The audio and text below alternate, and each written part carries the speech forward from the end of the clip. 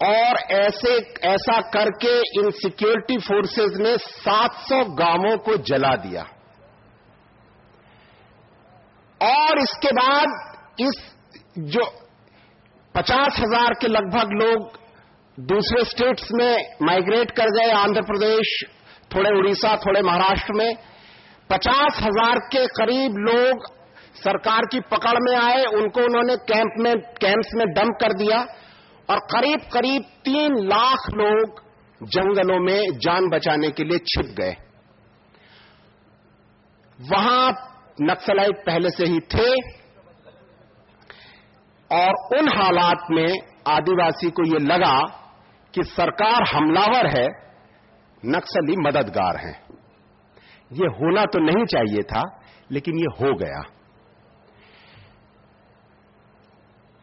हम लोग 2007 में नंदिनी सुंदर ने एक पिटीशन की सुप्रीम कोर्ट ने। अब सुप्रीम कोर्ट ने कहा कि नेशनल ह्यूमन राइट्स कमीशन की एक टीम जाए और जाकर के वहां जांच करे कि ये जो आरोप लगाए जा रहे हैं ये सच है कि नहीं।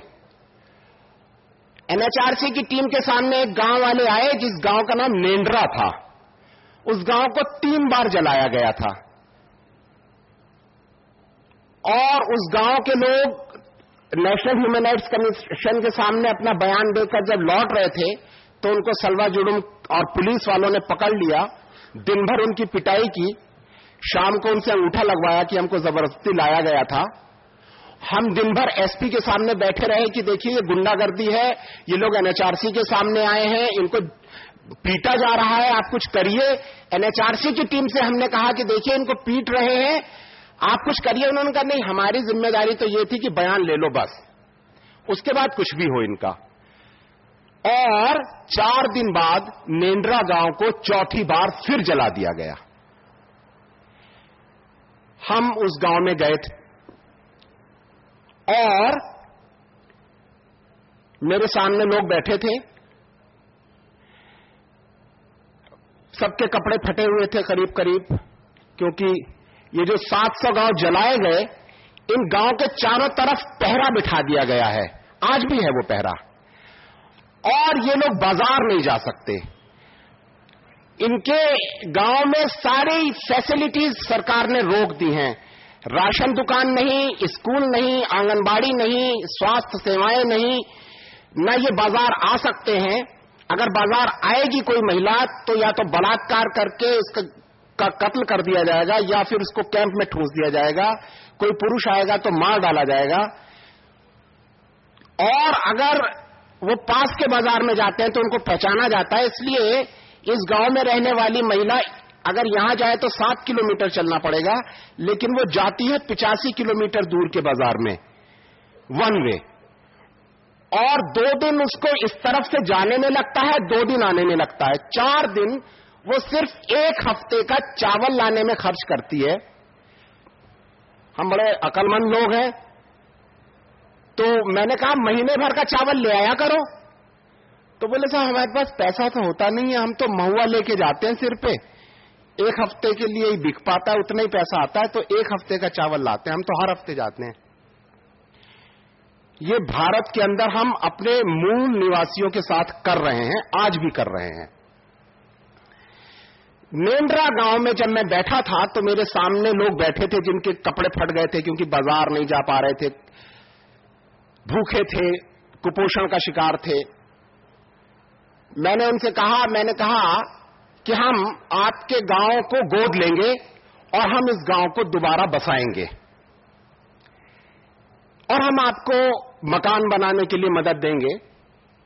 तो एक लड़का खड़ा हुआ और उसने कहा धन्यवाद, मकान तो हम ताड़ के पत्तों से भी बना लेंगे, आप बस इतना कर दीजिए कि जब हम गांव में दोबारा बसें तो पुलिस हमें जान से न मारे। मैंने वहां के चीफ मिनिस्टर साहब को लिखा, मैंने कहा साहब ये आदिवासी आज भी हमसे कुछ नहीं मांग रहा, ये सिर्फ ये चाहता है हम इसे जिंदा रहने दें। फिर मैंने और पूछा कि और क्या कर सकते हैं हम आपके लिए। तो एक बूढ़ा आदमी खड़ा हुआ और उसने कहा कि 2 साल पहले मेरी 12 साल की बेटी को ये पुलिस वाले उठाकर ले गए थे और वो अभी भी कैंप में है, आप मेरी बेटी को वापस दिलवा सकते हैं? मैंने चीफ मिनिस्टर साहब को वही ओपन लेटर में लिखा था। मैंने कहा, मैं सोच रहा था कि हिंदुस्तान के संविधान के पहले पन्ने पर जो लिखा है हम भारत के लोग, क्या उन लोगों में ये लोग शामिल हैं? और ये बूढ़ा जो खड़ा है, क्या भारत जनगण मन का अधिनायक यही है? मैंने कहा, रमन सिंह जी, मेरी भी 12 साल की एक बेटी है और इसकी बेटी को गुंडों ने नहीं उठाया है, इसको राज्य समर्थित सत्ता तंत्र ने उठाया है। और मैं कांप गया ये सोचकर कि क्या मेरी बेटी को भी ऐसा ही उठाया जा सकता है। लेकिन मुझे भारत के संविधान ने ताकत दी कि नहीं, मुझे मेरी बेटी को इसलिए नहीं उठाया जा सकता क्योंकि मैं भारत के संविधान को समझता हूं, जानता हूं उसकी ताकत को। और आपको मालूम है ये आदिवासी नहीं जानता, इसलिए आप इसकी बेटी को उठाने की जरूरत कर पाते हैं। खैर, हमने वो बाहर निकले और हमने ऐलान किया, हमने कहा इस गांव को हम दोबारा बसाएंगे और जो गांव पर आप हमला कर रहे हैं कि ये लोग जो जंगलों में भाग गए, जो सलवा जुलम कैंप्स में नहीं आए, वो सारे आदिवासी नक्सलाइट हैं। हम गवर्नमेंट के इस नोशन को रिजेक्ट करते हैं। अगर ये नक्सलाइट हैं तो हम इनके साथ रहेंगे।